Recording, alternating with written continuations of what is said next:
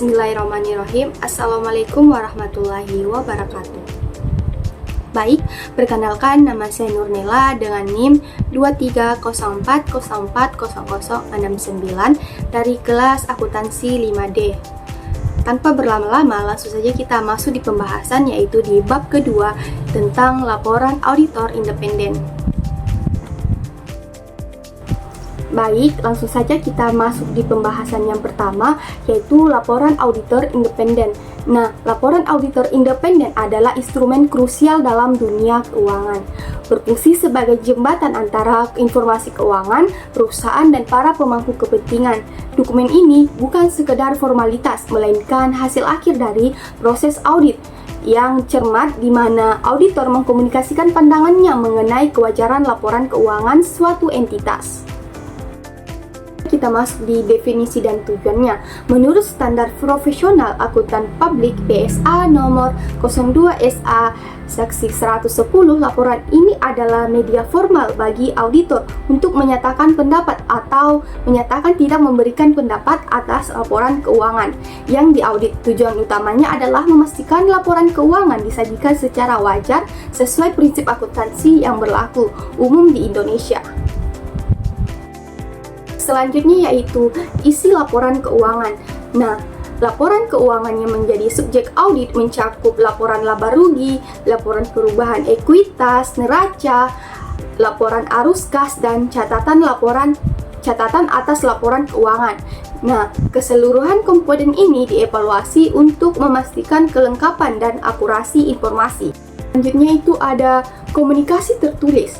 Nah, komunikasi tertulis pendapat auditor, baik itu opini maupun penolakan memberikan opini, harus dikomunikasikan secara tertulis melalui laporan auditor independen. Ini menegaskan transparansi dan akuntabilitas dalam proses pelaporan. Selanjutnya yaitu tanggung jawab auditor dan manajemen. Nah, yang pertama itu tanggung jawab auditor. Nah, tanggung jawab auditor itu merencanakan melaksanakan audit untuk memperoleh keyakinan memadai bahwa laporan keuangan bebas dari salah saji material, baik karena kekeliruan atau kecurangan. Bertanggung jawab atas opini atau pendapat yang diberikan, bukan atas laporan keuangan itu sendiri. Mengevaluasi keraguan signifikan tentang kemampuan entitas untuk mempertahankan kelangsungan hidupnya. Sedangkan tanggung jawab manajemen yaitu menerapkan kebijakan akuntansi yang sehat, membangun dan memelihara pengendalian internal yang efektif, seperti mencatat, mengelola, meringkas, dan melaporkan transaksi sesuai dengan asersi dalam laporan keuangan. Baik, selanjutnya kita masuk di standar pelaporan auditor. Nah, standar pelaporan auditor yaitu laporan auditor harus mematuhi standar pelaporan yang tercantum dalam PSA nomor 01 SA Seksi 150 paragraf 02, yaitu kepatuhan terhadap standar ini memastikan konsistensi, objektivitas, dan kendala laporan auditor. Yang pertama yaitu ada prinsip akuntansi. Nah, prinsip akuntansi yaitu laporan harus menyatakan apakah laporan keuangan disusun sesuai dengan prinsip akuntansi yang berlaku umum di Indonesia atau PSAK. Yang kedua itu ada konsistensi. Nah, konsistensi ini menunjukkan jika ada ketidakkonsistenan dalam penerapan prinsip akuntansi dibanding dengan periode sebelumnya. Yang ketiga itu ada pengungkapan.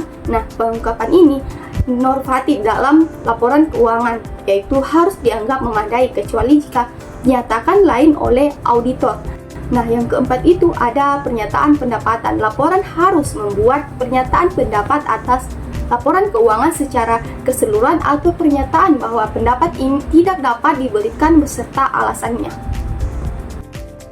Selanjutnya materi yang kedua yaitu pendapatan atau opini independen. Nah, yang pertama itu ada pendapatan wajar tanpa pengecualian.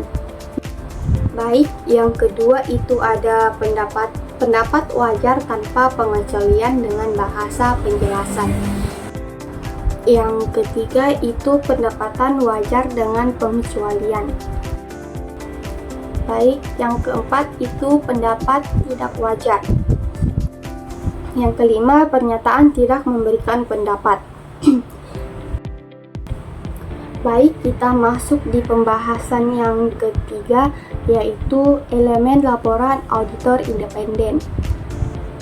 Yang pertama itu ada judul laporan. Nah, judul laporan ini harus memuat kata-kata independen untuk menekankan objektivitas dan ketidakpihakan auditor. Nah, yang kedua itu ada alamat laporan. Nah, alamat laporan umumnya ditujukan kepada entitas yang diaudit atau perusahaan, pemegang saham atau dewan direksi di Indonesia, dapat juga dialamatkan kepada dewan komisaris. Selanjutnya, ketiga itu paragraf pendahuluan, yaitu menyatakan bahwa KAP telah melaksanakan audit dan mengidentifikasi laporan keuangan yang diaudit, termasuk tanggal dan periode yang dicakup. Selanjutnya, keempat itu ada paragraf ruang lingkup. Nah, paragraf ruang lingkup menjelaskan bahwa audit dilaksanakan sesuai standar auditing yang berlaku umum dan bahwa auditor telah mengumpulkan bukti yang memadai untuk mendukung pendapatnya. Kemudian selanjutnya itu ada paragraf pendapat. Nah, paragraf pendapat ini memuat kesimpulan akhir auditor atas laporan keuangan berdasarkan hasil audit yang telah dilakukan. Kemudian ada nama KAP dan tanggal laporan.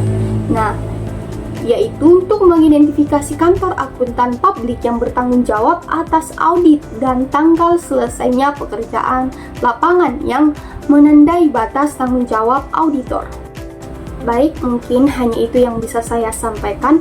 Kurang dan lebihnya mohon dimaafkan. Wabillahi taufiq wal hidayah. Assalamualaikum warahmatullahi wabarakatuh.